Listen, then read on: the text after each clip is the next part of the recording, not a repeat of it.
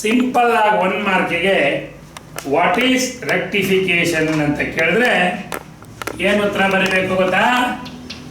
It is A process of conversion of alternating current into the direct current. ಅಷ್ಟೇ 1 ಮಾರ್ಕಿಗೆ ಉತ್ತರ ಬರೆಯಬೇಕು.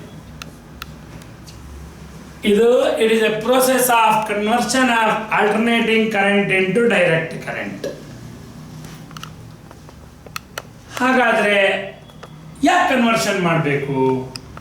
ನಮ್ಮ ಬೇಕಾದಷ್ಟು electrical and electronic appliances work on DC. ಇವೆಲ್ಲ DC ಅಲ್ಲಿ ವರ್ಕ್ ಆಗೋದು, ಡೈರೆಕ್ಟ್ ಕರೆಂಟ್ ಸ್ಟಡಿ ಕರೆಂಟ್ ಅಲ್ಲಿ ವರ್ಕ್ ಆಗೋದು. ಬಟ್ ನಾವು ತಗೊಂಡ್ಬರ್ತಾ ಇರೋದು ಶಿವನ ಸಮುದ್ರದಿಂದ, ಜೋಗ್ ಫಾಲ್ಸ್ ಇಂದ ಆಲ್ಟರ್ನೇಟಿಂಗ್ ಕರೆಂಟ್.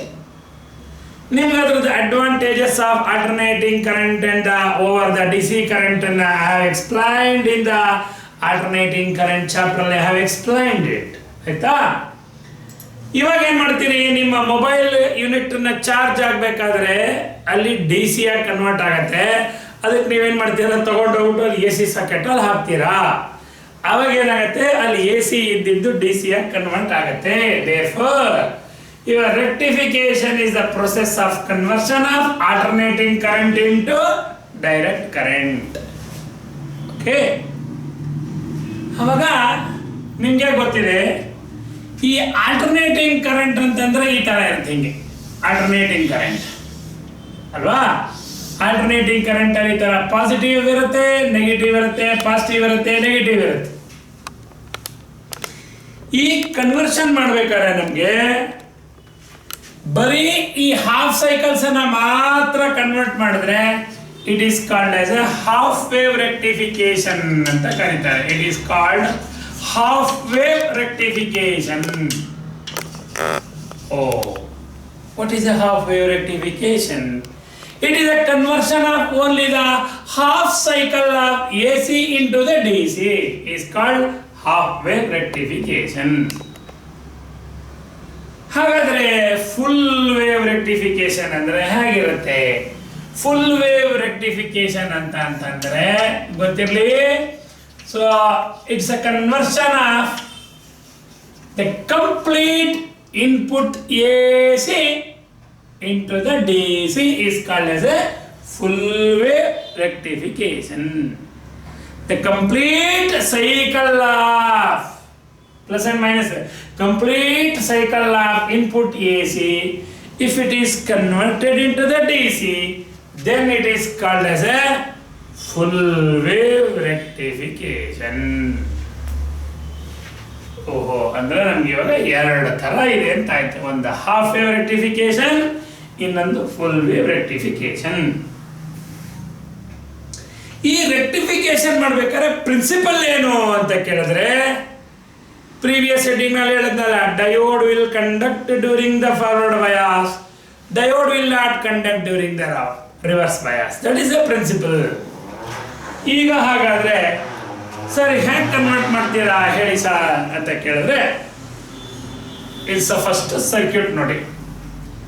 ಈಗ ಇಲ್ಲಿ ಇದೊಂದು ಟ್ರಾನ್ಸ್ಫಾರ್ಮರ್, ಇದು transformer, this is the transformer, primary ಆದ ಟ್ರಾನ್ಸ್ಫಾರ್ಮರ್. ಸೊ ಇಲ್ಲಿ ಇನ್ನೊಂದಿರುತ್ತೆ, ದಿಸ್ ಇಸ್ ದ ಸೆಕೆಂಡರಿ ಆದ ಟ್ರಾನ್ಸ್ಫಾರ್ಮರ್. ಸೊ ಇದು ಪ್ರೈಮರಿ ಆದ transformer, this is the secondary ಆದ ಟ್ರಾನ್ಸ್ಫಾರ್ಮರ್. ಓಕೆ, ಈಗ ನಾವೇನ್ ಮಾಡ್ತೀವಿ ಗೊತ್ತಾ, ಇಲ್ಲಿಗೆ ಒಂದು ಡಯೋಡ್ ಅನ್ನ ಕನೆಕ್ಷನ್ ಕೊಡ್ತೀವಿ. This is the diode. So ಇಲ್ಲಿ ಒಂದು ಲೋಡ್ ಅಂತ ಕರೀತಾರೆ, ಎಕ್ಸ್ಟರ್ನಲ್ ಲೋಡ್. ಅದನ್ನ ತಗೊಂಡೋಗಿ ನಾವು ಕನೆಕ್ಷನ್ ಕೊಡ್ತೀವಿ. This is the load resistance R. ಇಷ್ಟೇ. therefore the circuit ಹೇಗಿರುತ್ತೆ ಅಂತ ಕೇಳಿದ್ರೆ, this are the circuit. So circuit ಈ ತರ ಇರುತ್ತೆ. ಓಕೆ, ಸೊ ಈ ಸರ್ಕ್ಯೂಟ್ ನಲ್ಲಿ ಏನೇನು ಕನೆಕ್ಷನ್ ಕೊಟ್ಟಿರ್ತಾರೆ ಅನ್ನೋದನ್ನ ಕರೆಕ್ಟ್ ಆಗಿ ನೀವು ನೋಡ್ಕೋಬೇಕು. ಇದು ಪ್ರೈಮರಿ, ಇಲ್ಲಿಗೆ ನಾವೇನ್ ಮಾಡ್ತೀವಿ, ಇನ್ಪುಟ್ ಎ ಸಿ ನ ಕನೆಕ್ಷನ್ ಕೊಡ್ತೀವಿ. ಇಲ್ಲಿಗೆ ಬರೋದು input A C. This is called as input A C connection ಕೊಡ್ತೀವಿ. Input okay. ಅಂದ್ರೆ ಯಾವ ಎ ಸಿ ನ ನಾವು ರೆಕ್ಟಿಫೈ ಮಾಡಬೇಕು, ಆ ರೆಕ್ಟಿಫೈ ಮಾಡಬೇಕಾಗಿರೋ ಎ ಸಿ ನ ಇಲ್ಲಿಗೆ ಕನೆಕ್ಷನ್ ಕೊಡ್ತೀವಿ. ದಟ್ ಈಸ್ ಕಾಲ್ಡ್ ಆಸ್ ಇದು ಪ್ರೈಮರಿಗೆ ಕನೆಕ್ಷನ್ ಕೊಡ್ತೀವಿ. This is the input A C. ಈ ಔಟ್ಪುಟ್ ಬರುತ್ತಲ್ಲ, ಔಟ್ಪುಟ್ ಅನ್ನ ಇಲ್ಲಿ ನಾವು ಕನೆಕ್ಟ್ ಮಾಡ್ಕೋತೀವಿ. This is the output. So ಅದು ಇನ್ಪುಟ್ ಆದ್ರೆ ಇದು ಔಟ್ಪುಟ್ ಡಿ ಸಿ ಇಲ್ಲಿಗೆ ಬರೋದು. ಇಷ್ಟ ಸರ್ಕ್ಯೂಟ್ ಇದು. ಸರ್ ವರ್ಕ್ ಆಗೋದು ಹೇಗೆ? Very simple. ಇವಾಗ ನೋಡಿ, when the circuit is switched on ಏನಾಗುತ್ತೆ, ನಿಮಗೆ ಈ ತರ ಆಲ್ಟರ್ನೇಟಿಂಗ್ ಕರೆಂಟ್ ಫ್ಲೋ ಆಗಕ್ಕೆ ಶುರು ಆಗುತ್ತೆ. ಆಲ್ಟರ್ನೇಟಿಂಗ್ ಕರೆಂಟ್ ಅಂದ್ರೆ positive cycle, negative cycle, positive cycle, negative cycle ಬರ್ತಾ ಇರುತ್ತಲ್ವಾ. ಫಸ್ಟಿಗೆ ಈ ಪಾಸಿಟಿವ್ ಸೈಕಲ್ ಇಲ್ಲಿ ಬರುತ್ತೆ ಅಂತ ಇಟ್ಕೊಳ್ಳಿ. ಈ ಪಾಸಿಟಿವ್ ಸೈಕಲ್ ಇಲ್ಲಿ ಬಂದಾಗ ನಿನಗೆ ಗೊತ್ತಿದೆ, ಪ್ರೈಮರಿ ಏನ್ ಮಾಡುತ್ತೆ, ತನಗೇನ್ ಬರುತ್ತೆ ಎಲ್ಲದನ್ನು ಪ್ರಾಮಾಣಿಕವಾಗಿ ಪ್ರಾಂಪ್ಟ್ ಆಗಿ ಸೆಕೆಂಡರಿ ಕೊಟ್ಬಿಡುತ್ತೆ. ಅವಾಗ ಇದು ಪಾಸಿಟಿವ್, ಇದು ಇಲ್ಲಿ ಬರುತ್ತೆ ಪಾಸಿಟಿವ್.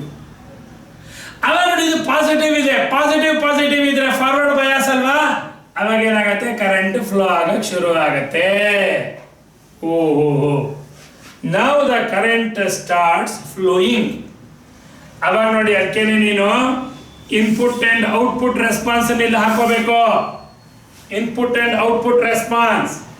ಓಹ್, ಏನಪ್ಪ ಇದು ಇನ್ಪುಟ್ ಅಂಡ್ ಔಟ್ಪುಟ್ ರೆಸ್ಪಾನ್ಸು ಅಂದ್ರೆ ಇನ್ಪುಟ್ ಹೇಗಿರುತ್ತೆ, ಔಟ್ಪುಟ್ ಹೇಗೆ ಬರುತ್ತೆ ಅಂತ.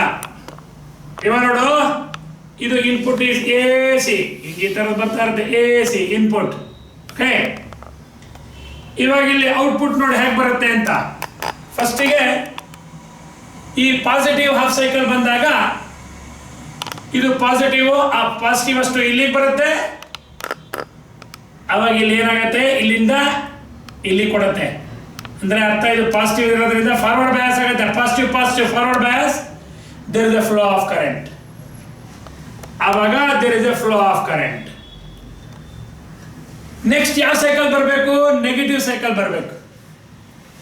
ಈ ನೆಗೆಟಿವ್ ಸೈಕಲ್ ಬರ್ತಾ ಇದ್ದಾಗ ನಿಮ್ಗೆ ಗೊತ್ತಿದೆ, ಇದು ನೆಗೆಟಿವ್, ಆ ನೆಗೆಟಿವ್ ಅಷ್ಟು ಇಲ್ಲಿ ಕೊಡುತ್ತೆ.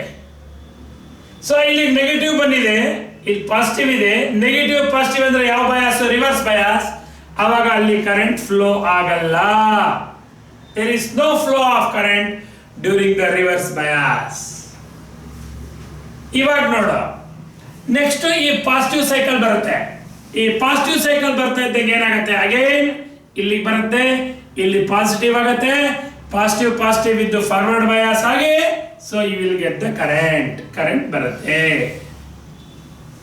ಮತ್ತೆ ನೆಗೆಟಿವ್ ಹಾಫ್ ಸೈಕಲ್ ಬರುತ್ತೆ.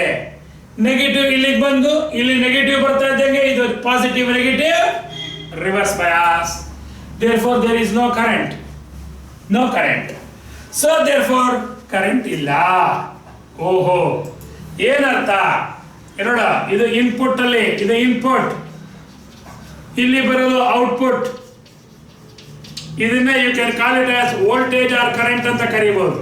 ಏನರ್ಥ ಅಂತ ಅಂದ್ರೆ, only during the forward bias you will get the current, during the reverse bias you will not get the current, since only the half cycle of the AC, ನೋಡಿ, only the half cycle of the AC is converted into the DC, hence it is called as a half wave rectification ಅಂತ ಕರೀತಾರೆ. ಅರ್ಥ ಆಯ್ತಾ? ಇಷ್ಟೇ ಇದು ಮಾಡಿದ್ರೆ 5 ಮಾರ್ಕ್ಸಿಗೆ ನಿಮಗೆ ಬರುತ್ತೆ. ತುಂಬಾ ಇಂಪಾರ್ಟೆಂಟ್ ಇದು. 5 ಮಾರ್ಕ್ಸ್ ಇಷ್ಟೇ ಬರುತ್ತೆ ನಿಮಗೆ, ಆಯ್ತಾ? ಹಾಗಾದ್ರೆ ಇದರಲ್ಲಿ ಮಾರ್ಕ್ಸ್ ಹೇಗೆ ಬರುತ್ತೆ ಅಂತ ಕೇಳಿದ್ರೆ, ನಿಮ್ಮ ಕ್ವಶನ್ ಈ ತರ ಕೇಳ್ತಾರೆ, explain the working of A diode as A half wave rectifier. ಆವಾಗ ನೀವೇನ್ ಮಾಡಬೇಕು, ಫಸ್ಟಿಗೆ ಬರಿಬೇಕು, in half wave rectification only the half cycle of the input AC is converted into DC ಅಂತ ಬರಿಬೇಕು. ಆಮೇಲೆ ಈ ಸರ್ಕ್ಯೂಟ್ ಬರಿಬೇಕು. ಅದಾದ್ಮೇಲೆ ಈ ಇನ್ಪುಟ್ ಅಂಡ್ ಔಟ್ಪುಟ್ ರೆಸ್ಪಾನ್ಸ್ ಅನ್ನ ಬರಿಬೇಕು. ಇದು ಬರಿದೇ ಹೋದ್ರೆ ಮಾರ್ಕ್ಸ್ ಹೊರಟೋಗುತ್ತೆ. ಸರ್ ನಾವು ಬರ್ದಿದ್ದಕ್ಕೆ ಎಕ್ಸ್ಟ್ರಾ ಕೊಡ್ತಾರ? ಇಲ್ಲ, it is considered as essential. ಅದಕ್ಕೋಸ್ಕರ ಈ ಸರ್ಕ್ಯೂಟ್ ಬರಿಬೇಕು, ಇದನ್ನು ಬರಿಬೇಕು. ಸರ್ಕ್ಯೂಟ್ ಅಲ್ಲಿ ಪ್ಲಸ್ ಮೈನಸ್ ಎಲ್ಲ ಕರೆಕ್ಟ್ ಆಗಿ ಇಂಡಿಕೇಟ್ ಮಾಡಬೇಕು. ಅಗೇನ್ ಇಲ್ಲ ಅಂದ್ರೆ ಮಾರ್ಕ್ಸ್ ಹೊರಟೋಗುತ್ತೆ.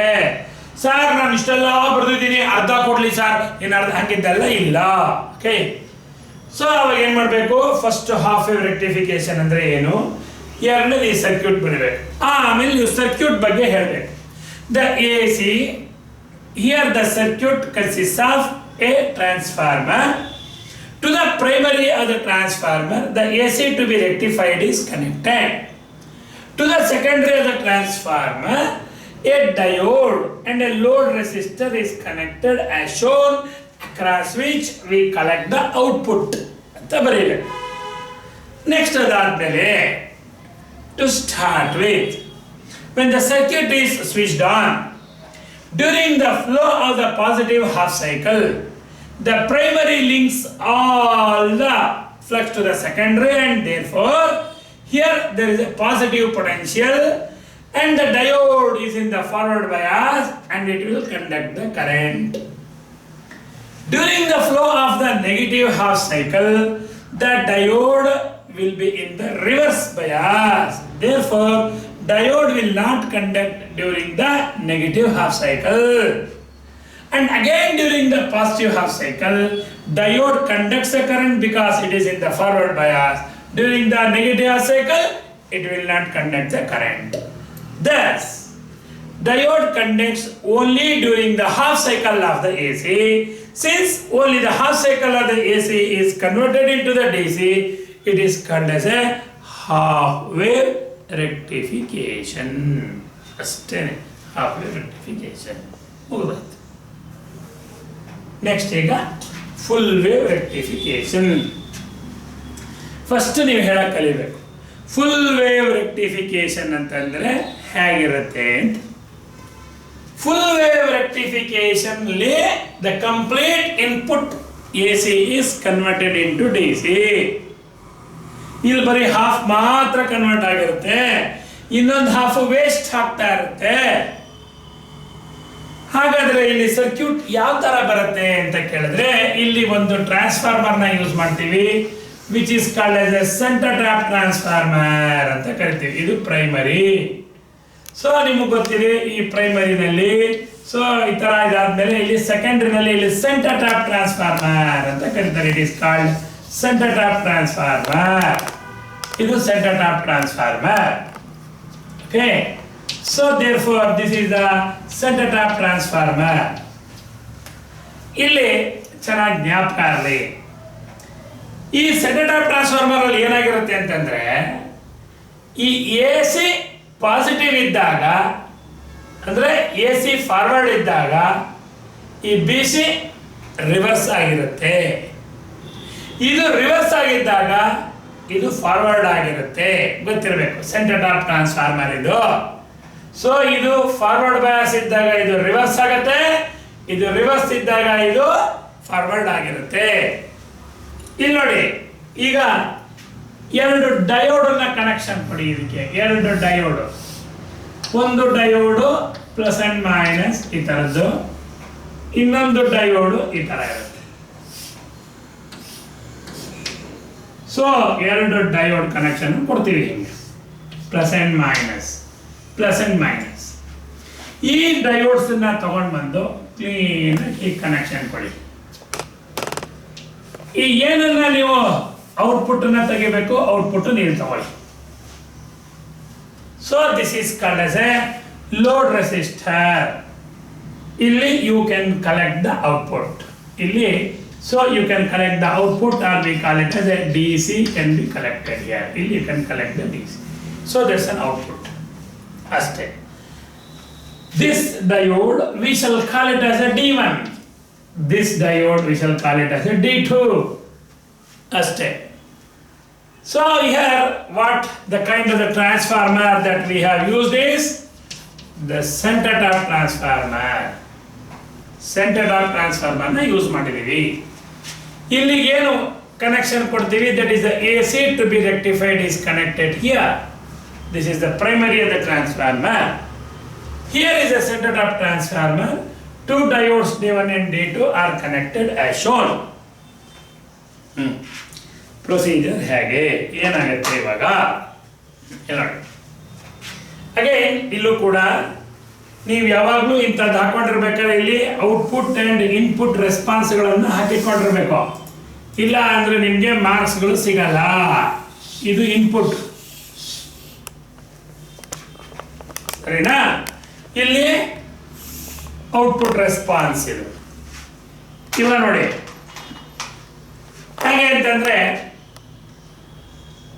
ಸರ್ಕ್ಯೂಟ್ ಆನ್ ಮಾಡ್ತಾ ಇದ್ದಂಗೆ you know that you will get an alternating current, so which is VRI, and this is the, I said it is an input, and ಇಲ್ಲಿ ಬರೋದು it's an output. When the circuit is switched on during the flow of the positive half cycle, ಈ positive half cycle ಬಂದಾಗ ಅವಾಗ ಈ portion ಏನಾಗಿರುತ್ತೆ, ಆ positive half cycle ಇಲ್ಲಿ ಬಂದಾಗ ಇದು ಪಾಸಿಟಿವ್ ಆಗಿರುತ್ತೆ. ಪಾಸಿಟಿವ್ ಅಂತಂದ್ರೆ ಯಾವ ಬಯಾಸ್, ಅದು ರಿವರ್ಸ್ ಬಯಾಸ್. ಇಲ್ಲಿ ಇದು ಪಾಸಿಟಿವ್, ಇಲ್ಲಿ ಪಾಸಿಟಿವ್ ಬಂದಿರುತ್ತೆ, sorry forward bias. So positive forward bias. This diode will conduct the current. ಈ ತರ ಡಯೋಡ್ ಕರೆಂಟ್ ಕಂಡಕ್ಟ್ ಮಾಡ್ತಾ ಇರುತ್ತೆ. So first positive half cycle ಬಂದಾಗ ಅವಾಗ ಈ ಪೋರ್ಷನ್ AC ಏನಿರುತ್ತೆ ಇದು ಪಾಸಿಟಿವ್ ಆಗಿರುತ್ತೆ, ಇದು ಪಾಸಿಟಿವ್ ಆಗಿರೋದ್ರಿಂದ there is a forward bias. ಆ ಫಾರ್ವರ್ಡ್ ಬಯಾಸ್ ಆಗಿರೋದ್ರಿಂದ ಏನಾಗುತ್ತೆ, ಅವಾಗ ಇದು ರಿವರ್ಸ್ ಆಗಿರುತ್ತೆ. ಇಲ್ಲಿ ಕರೆಂಟ್ ಫ್ಲೋ ಆಗಲ್ಲ, ಬರೀ ಇಲ್ಲಿ ಮಾತ್ರ ಫ್ಲೋ ಹಾಕೊಂಡು ಇಲ್ಲಿ ಕರೆಂಟ್ ಬರುತ್ತೆ. So therefore you will get a current. Next ಏನಾಗುತ್ತೆ, ನೆಗೆಟಿವ್ ಹಾಫ್ ಸೈಕಲ್ ಬರುತ್ತೆ. ಈ ನೆಗೆಟಿವ್ ಹಾಫ್ ಸೈಕಲ್ ಬರ್ತಾ ಇದ್ದಾಗ ಏನಾಗ್ಬಿಡುತ್ತೆ, ಇದು ನೆಗೆಟಿವ್ ಅಂತಂದ್ರೆ ಏನಾಗುತ್ತೆ, this diode is reverse bias.